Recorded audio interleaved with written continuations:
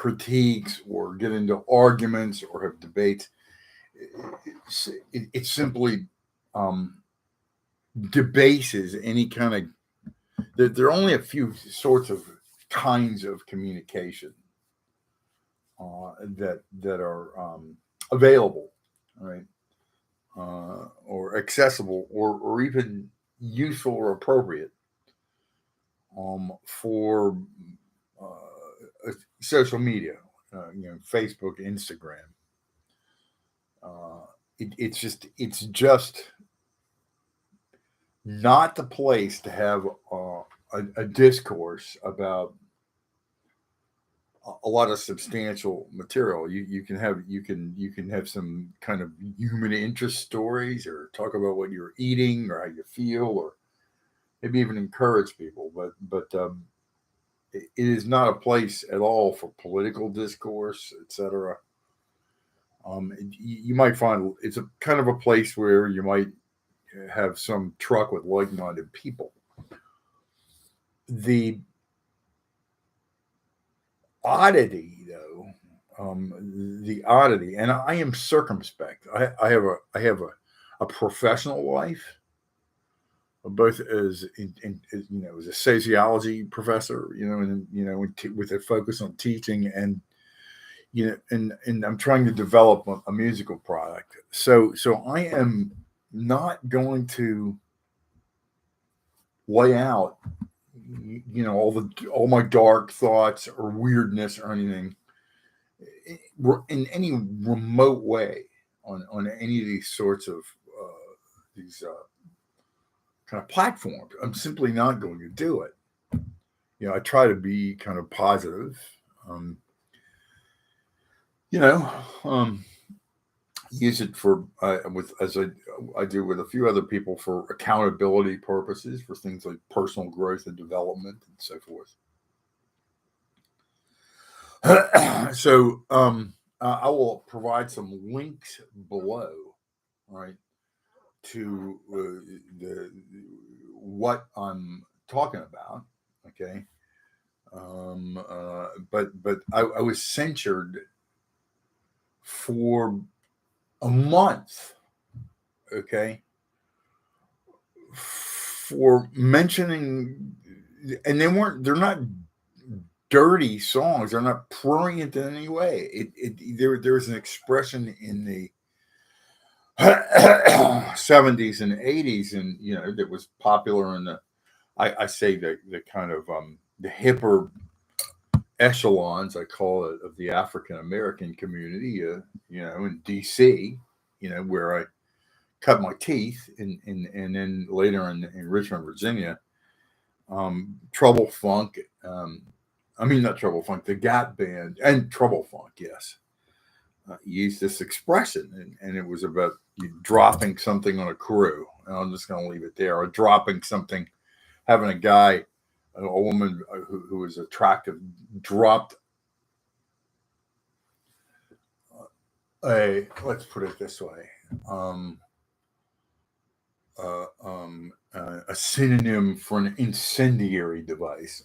You know, that's the best way I can put it without getting in trouble with any of these gormless bots.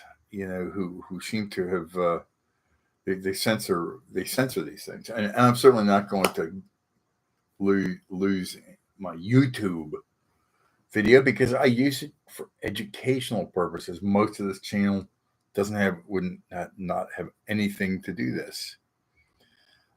So I just it's very strange. I have a different sub channel on my feed for music, and also for uh, for education is 99% of what I do are class lectures and so forth. So I'm not going to do anything particularly stupid. Oh, I don't know. Stupid might be an offensive word. I don't know. Yeah. In any of these places. But I was kind of astonished by the reaction. I mean, they just tag certain things. I mean, pretty much. And the only thing I would say is this, and this has to do. This is a cultural analysis, right? Okay. We have basically there may be in some hypothetical world some kind of an alternative to all of this, where there might be some kind of discourse that goes on, or even just something innocuous in conversation. I mean, it was pretty innocuous. There was no way anyone could be offended. You know, I mean, for example, it was akin to the Spanish word for a firefighter, right? Okay, just to put this into context, is bombero. You know what that sounds like, okay? So, I mean, what are we supposed to reinvent that language? Because so I'm just saying that there's something far afield here in terms of our culture. I mean, our ability to use this technology, to really connect, and to really to just connect. I mean, when automatons, who are tasked with monitoring these feeds, you pick this stuff out of context. Now, these are private corporations. They can do as they wish. The Meta Corporation, or indeed YouTube, where I am now, or any of these, they can do exactly as they wish. And they will.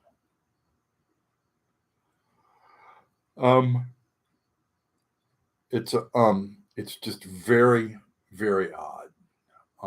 So we are we're lulled into a false sense of thinking that this is a platform for a sort of a conversation.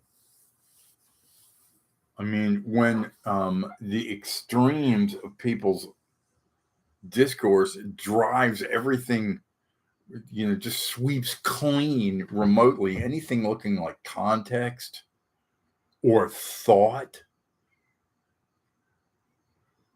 And so I'm going to submit that the